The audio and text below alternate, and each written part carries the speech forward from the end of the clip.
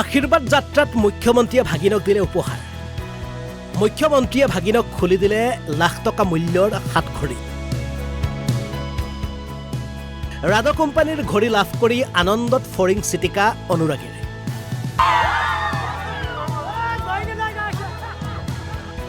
এইগৰাকী অসমৰ মুখ্যমন্ত্ৰী ডক্টৰ হিমন্ত বিশ্ব শৰ্মা নিজৰ কাম আৰু কথাৰে সদায় ৰাজ্য আৰু ৰাষ্ট্ৰীয় সংবাদ মাধ্যমত চৰ্চাৰ ঊৰ্ধত থাকে অসমৰ মুখ্যমন্ত্ৰী ডক্টৰ হিমন্ত বিশ্ব শৰ্মা।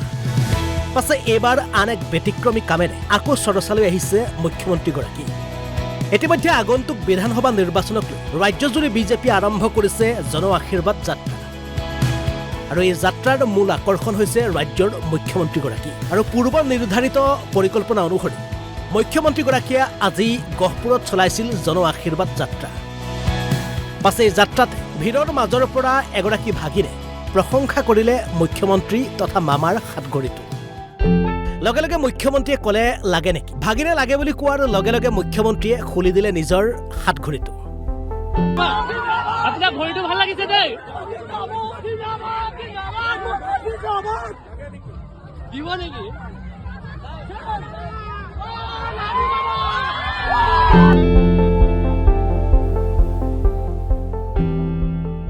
ৰাধা কোম্পানীৰ ঘড়ী পাই বুজাব নোৱাৰা সুখত বুৰ গ'ল অনুৰাগী।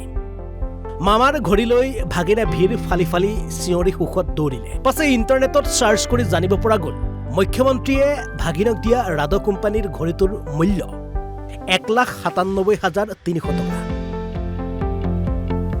আৰু ভাগিনক এনেদৰে হাতঘড়ী উপহাৰ দি পুনৰ চৰ্চালৈ আহিছে মুখ্যমন্ত্ৰী।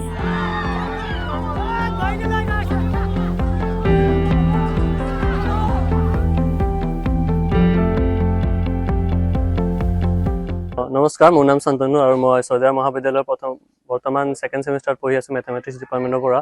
আৰু মই মামা আহিছে, চ' মামাৰ পিছে পিছে মই লাগি আছিলোঁ ছয়দুৱাৰ কলেজৰ পৰা। এণ্ড ছয়দুৱাৰ কলেজৰ পৰা গৈ গহপুৰলৈকে পালোঁ হা। দেন মই লক্ষ্য কৰিলোঁ যে মামাৰ ঘড়ীখন মামাৰ হাতত বহুত ভাল লাগিছে।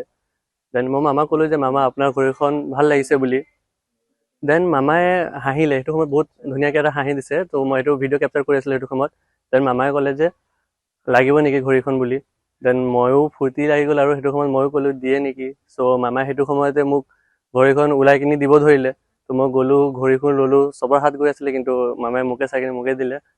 এণ্ড সেইটোৱে আৰু বহুত ভাল লাগিছে দিবৰ কাৰণে।